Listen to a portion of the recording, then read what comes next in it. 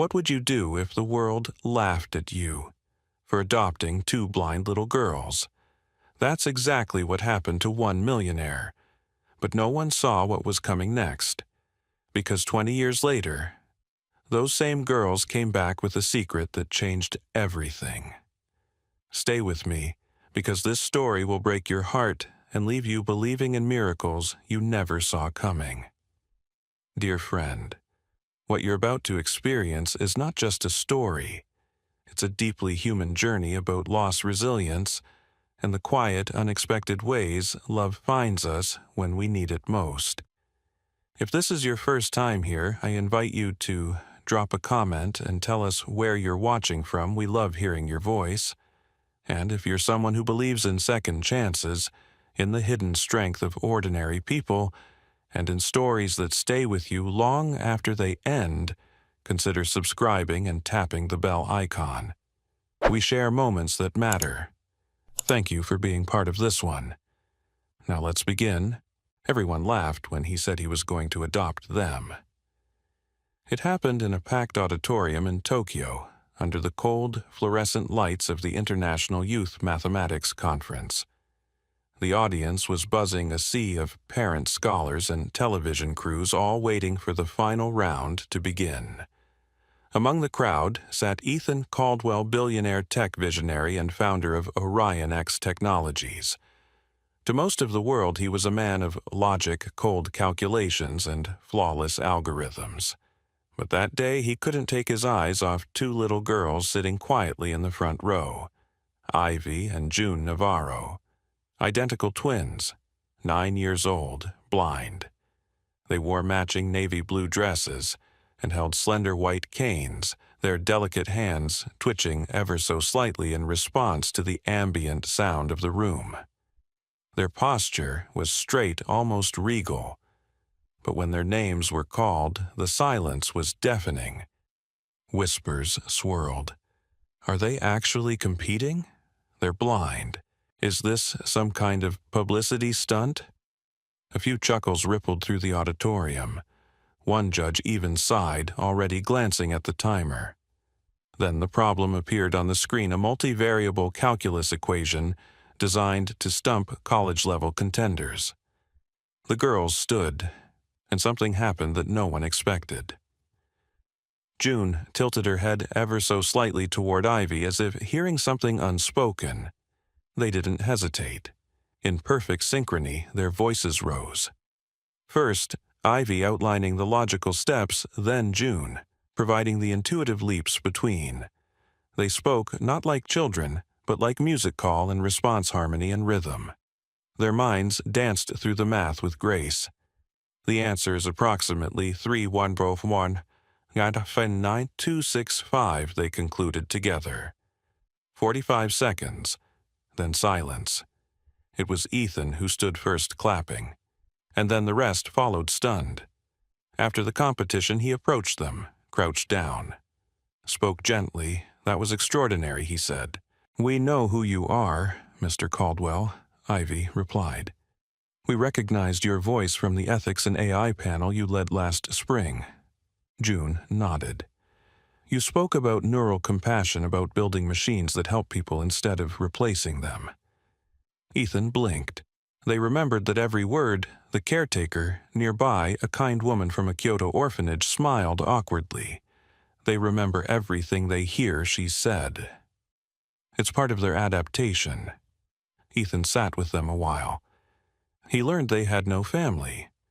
Their parents, both neuroscientists, had died in a car accident 2 years earlier. Since then, the twins had lived in institutional care. No extended family, no sponsors, just each other. Ivy's brain works like a map, the caretaker explained. She builds structures out of sound. June, though, she sees in patterns.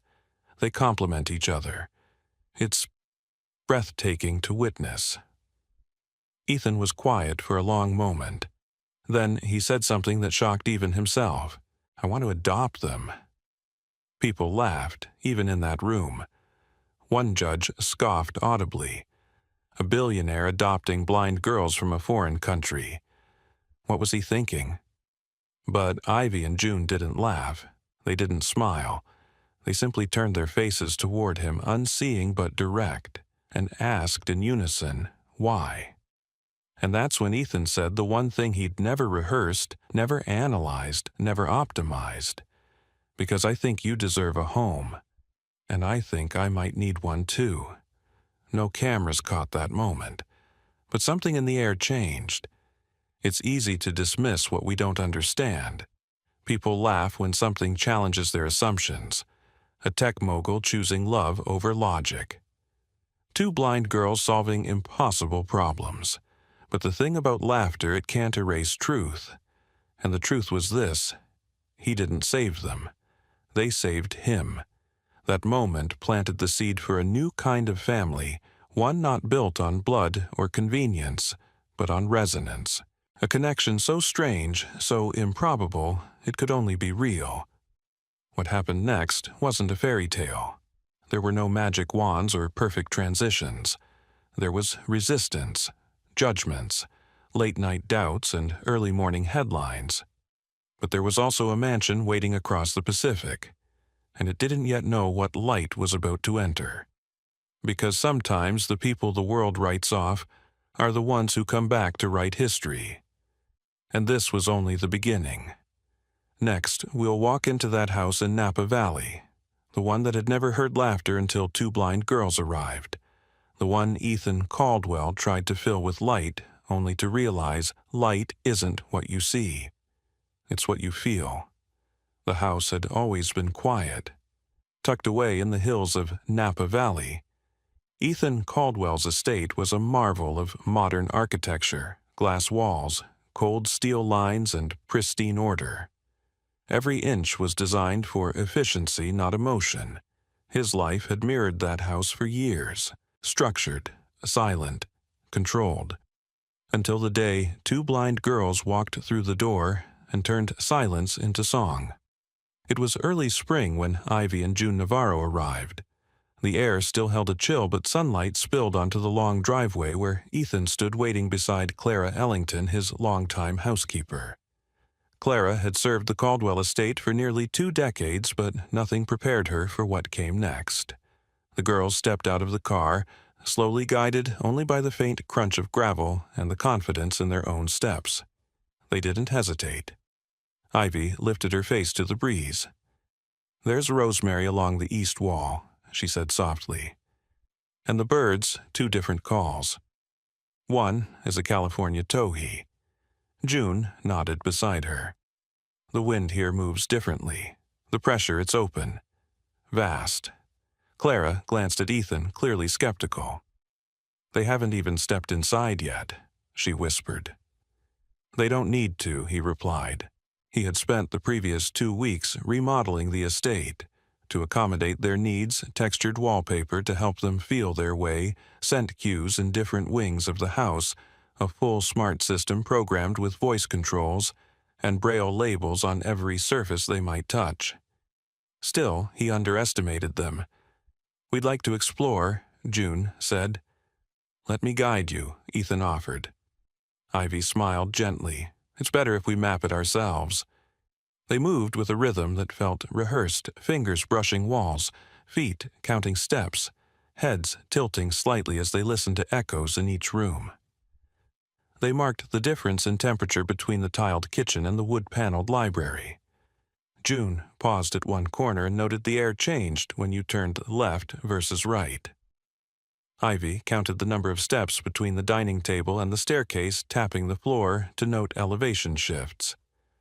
Within an hour, they'd memorized the entire first floor. That evening, Clara watched in awe as the girls made their way to the dinner table without assistance, found their chairs, and politely complimented the scent of lemon balm in the cloth napkins. "They're not what I expected," she said softly to Ethan as she cleared dishes later. "I know," he whispered. "There's so much more." That night, the 3 of them gathered in the library. The room was filled with leather-bound books Ethan rarely touched. He had intended to read to them, perhaps Alice in Wonderland, something comforting. But before he could begin, Ivy interrupted him gently. "May we read to you instead?" He blinked. Of course. But how we memorized this one, June explained. And most of the others in this room, they took turns reciting The Secret Garden, not reading, but performing. Their voices shifted with every character, every moment of tension, every fragile whisper of hope. It wasn't just memory. It was storytelling. Ethan sat there, stunned, tears quietly welling in his eyes. When they finished, Ivy asked, did we make a mistake with Mary's voice?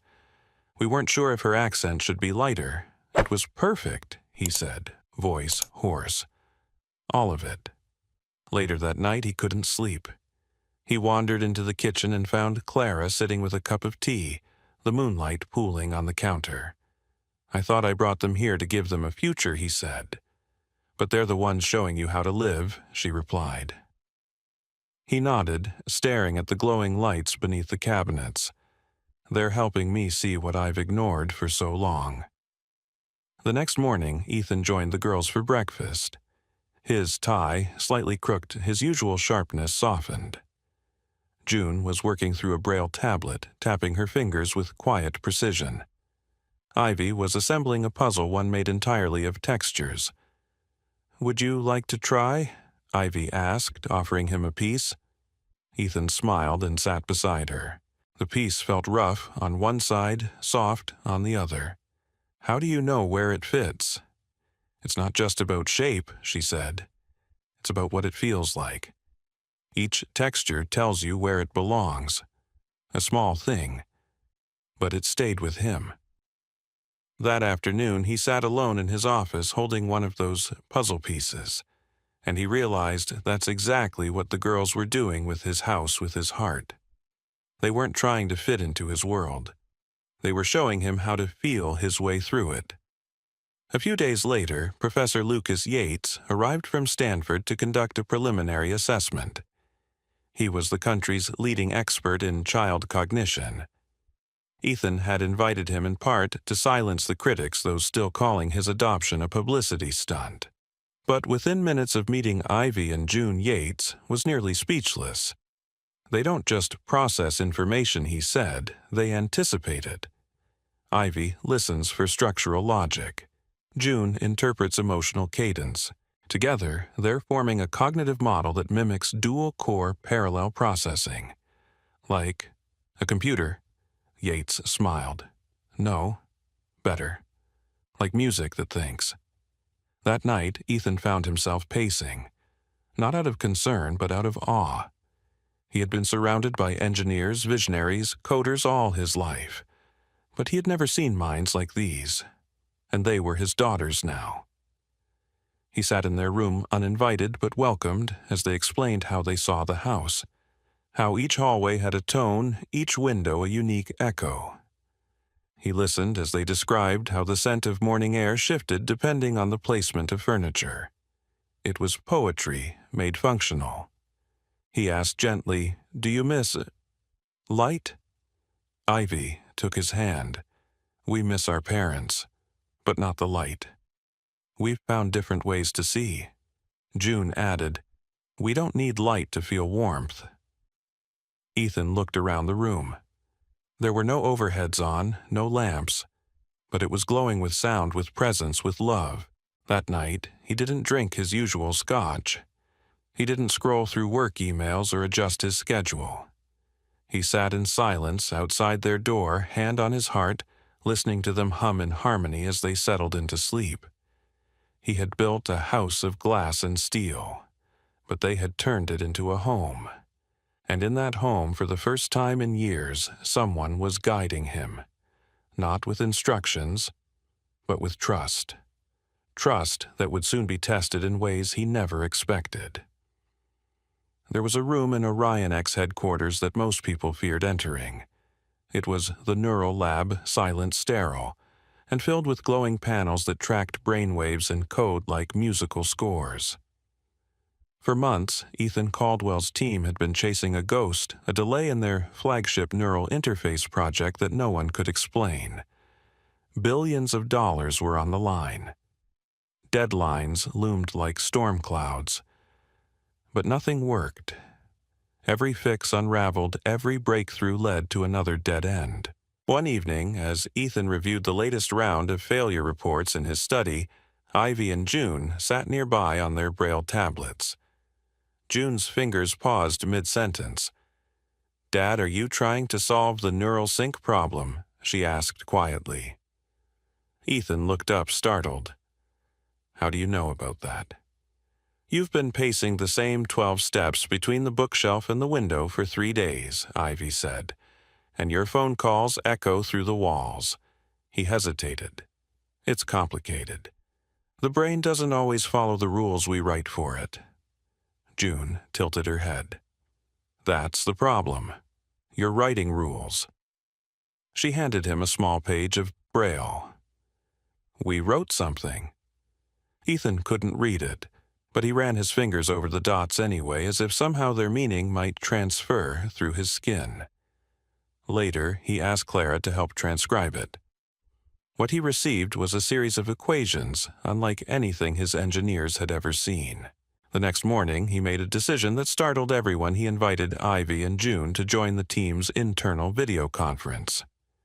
The screen lit up with skeptical faces. Jordan Vance, the company's chief technology officer, barely disguised his irritation. "I don't see how this is appropriate," he said. "Just listen," Ethan replied. The twins sat quietly until the team finished presenting their latest, still-broken model. Then Ivy spoke. "You're treating the brain like a linear processor," she said. "But it's more like a symphony. Instruments playing at once. Pausing, shifting." June picked up without pause. "Your model assumes order. But what if we map dissonance moments where input breaks rhythm? That's where emotion happens. That's where memory roots." The engineers stared at them. "That's poetic," one murmured. "No," said another, "it's genius." By the end of the hour, the lab was testing their input. And within a week, the delay was gone. The neural interface finally worked. At the next board review, Ethan presented the breakthrough as a collaborative innovation, leaving out the details of who truly solved it. He wanted to protect them, shield them from the world's hunger for brilliance. But the world was already watching. News leaked. Journalists started digging. Whispers surfaced, Caldwell exploiting disabled children for profit. One headline called the girls Orion's secret weapons. Another accused Ethan of running a tech orphanage under the guise of fatherhood. The worst came from inside. Jordan Vance cornered Ethan in his office. "This is unethical," he snapped. "You're letting children meddle in billion-dollar infrastructure." "Do you understand how this looks? I'm giving them space to contribute," Ethan replied. "They're not employees. They're assets. And if you can't separate love from liability, someone else will." That night at dinner, the girls were unusually quiet. Their movements, usually fluid, were robotic. Ethan couldn't take it. "What's wrong?" he asked gently. Ivy didn't answer, but June did. "We heard Mr. Vance." Ethan's heart sank. "He said we're assets." Ivy added, her voice almost a whisper. "You know that's not true," Ethan said. "But what if it is?" June asked. "What if that's all anyone ever sees when they look at us?" Ethan pushed back from the table. He walked to the window, stared out at the vineyard, fading into dusk. His voice trembled. "I brought you here to give you a future, but I never expected you'd give mine back to me." He turned. "I didn't adopt your minds. I adopted your hearts." June's lip quivered. Ivy reached for his hand, finding it with unerring precision. "Would you still want us?" she asked softly. "If we couldn't solve equations." Ethan knelt between them, and eyes glassy. "I would still want you if you never spoke again. If you couldn't do a single thing the world called extraordinary. I would still want you because I love you. Not what you can do." They didn't respond. But both girls moved at once, wrapping their arms around him in a rare, silent embrace. The kind that breaks something open inside you. That night, the house was silent again. But this time it wasn't empty. In his study, Ethan pinned a small note beside his desk, the Braille page June had handed him days earlier. He couldn't read it. But he didn't need to. He could feel it. And in that feeling was something deeper than innovation. It was belonging, the kind that no algorithm could predict, the kind that changes everything. The rain outside the Geneva Research Center came down in sheets, blurring the windows into soft, shifting gray. Inside the executive wing of Orion X's European facility, the tension was thick and silent. For days, the tech team had been trying to track down the source of a system slowdown, something subtle but deliberate, like fingers tiptoeing through locked doors. Ivy and June Navarro were supposed to be focused on their independent project, a sensory interface system for the visually impaired. But they noticed it almost immediately. The data stream sounded different. Not wrong, but misaligned, like a familiar tune played half a key off. "It's not random," Ivy whispered to her sister as they reviewed logs through their tactile console. "There's a pattern." June nodded slowly. "And it's getting faster." They flagged the anomalies to the cybersecurity division. No one responded. They went to Clara, who relayed the message to Ethan's assistant. Still nothing. On the fourth day, while Ethan was attending a summit in Iceland, June turned to Ivy. "This isn't just oversight. They're ignoring us." So they dug deeper. And what they found chilled them. It wasn't just data latency. It was a full-scale infiltration, sophisticated, precise, and timed. A silent bomb counting down inside Orion X's core infrastructure. The attacker knew exactly where the company's most sensitive assets lived: neural code, proprietary algorithms, customer data. And the attack signature. It bore the unmistakable traces of Ethan's original encryption protocols. Someone inside the company had reverse-engineered his early work and weaponized it. They reached out to Jordan Vance directly. He answered with a tone that was clipped rehearsed. "You two shouldn't be meddling in systems you don't understand." "But the attack, the systems are secure," he snapped. "You're children. Focus on your schoolwork." The line went dead. For the first time since arriving at Orion X, Ivy and June felt something neither of them knew how to name. Powerlessness. The next hours passed in a blur. The girls had only one option left to act. Illegally, if necessary. They used the experimental backdoor they had developed during their sensory lab work to gain access to the inner security matrix. It was risky. It violated protocol. It was also their only chance. They worked in silence, fingers dancing across Braille keyboards, their minds blending into one seamless voice. "We have 12 hours, June said. 11 now, Ivy replied. They coded like they were breathing. The algorithm they deployed didn't fight the intruder head-on, it sang. It built decoys, redirected traffic, repurposed the attacker's own logic into a loop of misdirection. By dawn, the breach was contained. The payload neutralized. And then came the price. They were summoned to the executive conference room by security, not for commendation, for interrogation. Ethan arrived hours later, confused and alarmed. He rushed into the room to find his daughters sitting side by side at the far end of the long oak table. Their faces were calm, but he could see at the flicker in Ivy's fingers, the tension in June's jaw. "Why are they in here?" Ethan demanded. Jordan stood with folded arms. They bypassed security firewalls, infiltrated protected systems, and implemented unauthorized code. During a critical acquisition window, no less. They saved the company, Ethan said. You should be thanking them. But Jordan wasn't finished.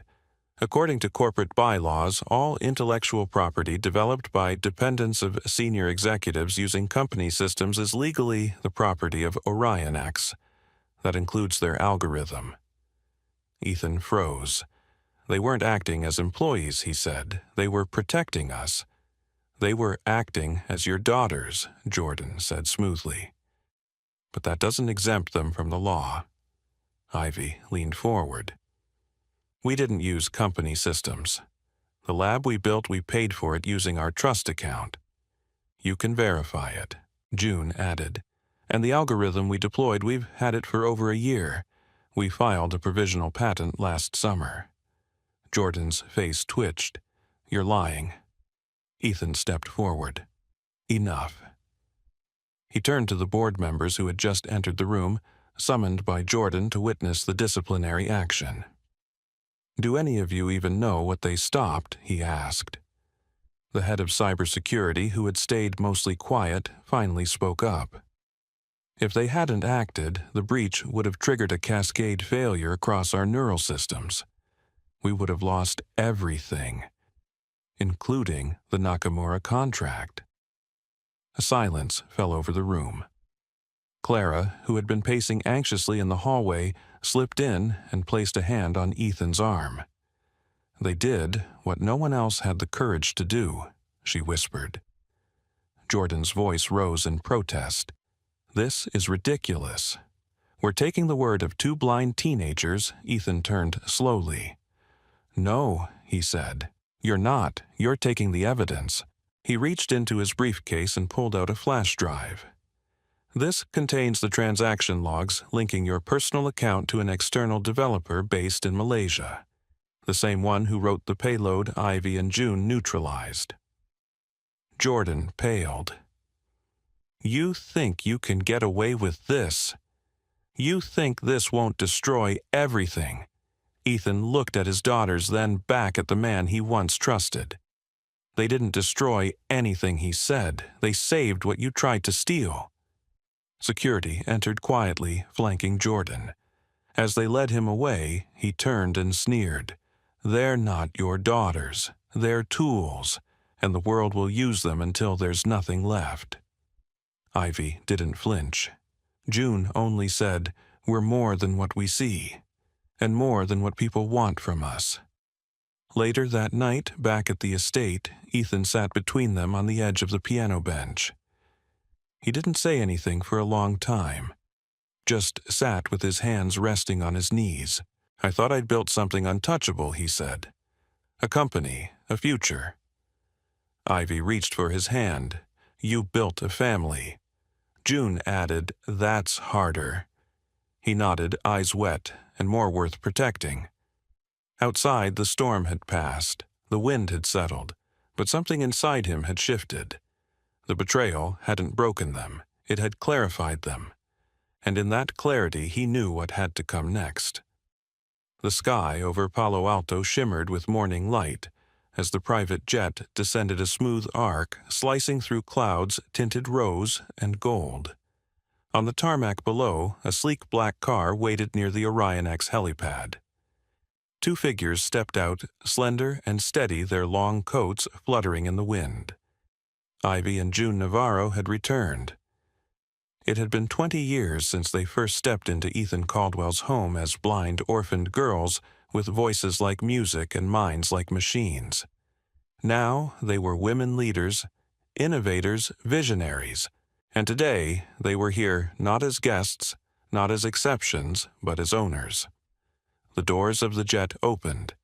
The sisters stepped onto the stairway unassisted. They didn't need sight. The air told them where they were, the scent of eucalyptus from the hillside, the soft electric hum of the OrionX signage, the rhythm of footsteps from the awaiting staff below. Reporters whispered from a distance. Security kept them back, but the buzz had already begun. They really did it. They came back. They're taking over. Inside the building, a formal transition ceremony was being prepared. Ethan Caldwell, now mostly retired, had summoned every executive engineer and researcher for the occasion. No press, no live stream. just the people who'd built the company and the ones who would now lead it. But the most important moment came before the official welcome. In a small conference room, Ethan sat at a table, hands folded, eyes misty as Ivy and June entered. Clara stood behind him, older now, but just as fierce, her eyes never leaving the sisters. "You look taller," Ethan said, smiling. June laughed. "You're just shorter." Ivy reached out and touched his hand. "Are you ready?" "I was never ready," he said softly, "but I'm proud." He placed 2 small boxes on the table. Inside were engraved keys, ceremonial, yes, but more than symbolic. They represented full executive control, all rights transferred, and the final step in a promise made decades ago. He didn't speak for a moment, and when he did, his voice caught. "You turned this place into something I never could have built alone." June stepped closer. "You gave us space to become. That's more than most people ever get." They hugged him, not as children needing comfort, but as women offering it. Outside, the company was gathering. Hundreds of employees, many who remembered the girls as brilliant but distant prodigies, now saw them differently, as leaders, as visionaries, as their own. The handover ceremony was quiet. No speeches. Just a moment of silence, a playing of their late parents' favorite song recorded from a worn cassette June had preserved since childhood, and the final signature that made the transfer official. Afterward, as the audience dispersed, Ivy and June stood at the edge of the rooftop helipad, feeling the wind on their faces. June turned toward the open air. "We were never supposed to make it here." Ivy smiled, "Which is why we did." Then came a surprise. The doors opened again. A group of young people stepped forward, students from the Navarro Light Lab, the foundation the sisters had created in Los Angeles, to train and support visually impaired youth in STEM, AI, and adaptive arts. The lab had grown rapidly with global partnerships and a waiting list of thousands. Among the students was a boy named Theo, 11 years old, blind from birth. He walked forward confidently and handed Ivy a tablet. "I finished the sonification model," he said. "It can turn GPS data into soundscape tempo, like footsteps in music." Ivy blinked, stunned. "Theo, that's revolutionary." He smiled shyly. "I learned it from listening to how you two talk about space." Ethan watched from the doorway, his hand over his heart. Clara wiped a tear from her cheek. There was something profoundly full circle about it. 2 girls who had once stunned the world with their gifts, now building pathways for others to follow, not because they needed to prove anything, but because they understood the power of being seen, even in darkness. Later that evening, as the sun dipped behind the hills, the new executive team held a private dinner on the estate lawn. No suits, no speeches, just laughter and memory and quiet gratitude. Ivy played the piano as June hummed softly beside her. The melody wasn't planned. It never was. It simply emerged, like everything they did, through feel, through resonance, through trust. When they finished, Ethan raised a glass. "I used to think legacy was what you built," he said. "Now, I know it's who you trust to build after you're gone." And then he looked at them not with pride, but with awe. "You didn't just inherit a company," he said. "You created a movement." They didn't respond with words. They didn't have to. The wind carried the truth. That 2 blind girls had once been laughed at, underestimated, and written off. But they returned, brilliant, resilient, and unshakably whole. Not as the world expected, but as the world needed. Owning the sky. They said it was a mistake. They said Ethan Caldwell, one of the world's sharpest minds in tech and business, had let his heart cloud his judgment. That adopting 2 blind girls from a Kyoto orphanage, girls who had no pedigree, no connections, no value, was sentimental at best and reckless at worst. But today no one's laughing. Because the story you just heard isn't just about Ivy and June Navarro. It's about what happens when love is allowed to lead logic. It's about what we find when we stop measuring people by what they can offer the world and start seeing them for who they truly are. From that first moment in the Tokyo Auditorium when two little girls turned ridicule into revelation, to the echoing halls of a Napa Valley mansion that became a sanctuary for growth. We've followed a journey that redefined family intelligence and purpose. We watched Ethan go from a man obsessed with precision to a father learning to navigate the unknown through trust and tenderness. We witnessed two sisters blind in sight, but radiant in spirit, decode the very algorithms scientists had failed to understand by simply listening, feeling, trusting the rhythm of things most of us are too busy to notice. And then came the betrayal, the kind that cuts deepest not from strangers but from within. Jordan Vance's actions weren't just corporate sabotage, they were a mirror, a reflection of every system, every person that dismisses quiet brilliance because it doesn't wear the right uniform or carry the right resume. But even then, the girls didn't lash out. They didn't collapse. They created, they protected, they rose. And in the end, they returned not just to reclaim what had been threatened, but to expand it, to make room for others like them, to build a future not around what's seen, but what's felt, what's shared. That jet landing on the Orion X helipad wasn't just a dramatic entrance. It was the arrival of a new Chapter 1, where empathy guides innovation, and where legacy isn't defined by ownership but by who we lift with us. So what can we take from this story? First, that real intelligence isn't always loud. Sometimes it whispers in the form of a question, a hunch, a song. Sometimes it lives in the hands of a child who shouldn't be in the room, but ends up saving it. Second, that family isn't built on biology or contracts. It's built on commitment.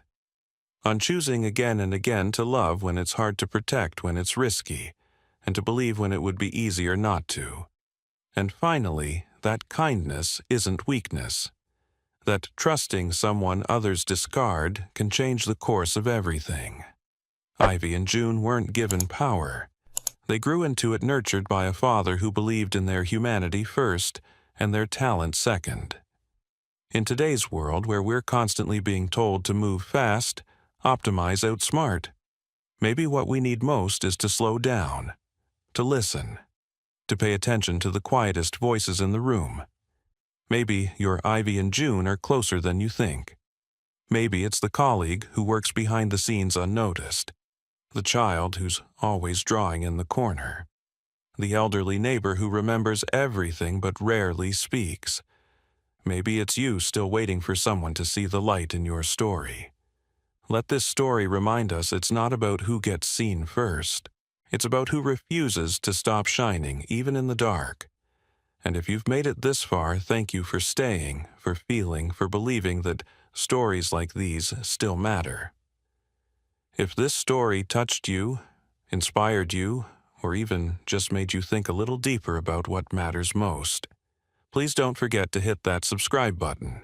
That simple click helps this channel continue bringing you more real, emotional human stories, ones that don't just entertain but open hearts. Your support means everything. Until next time, thank you for watching.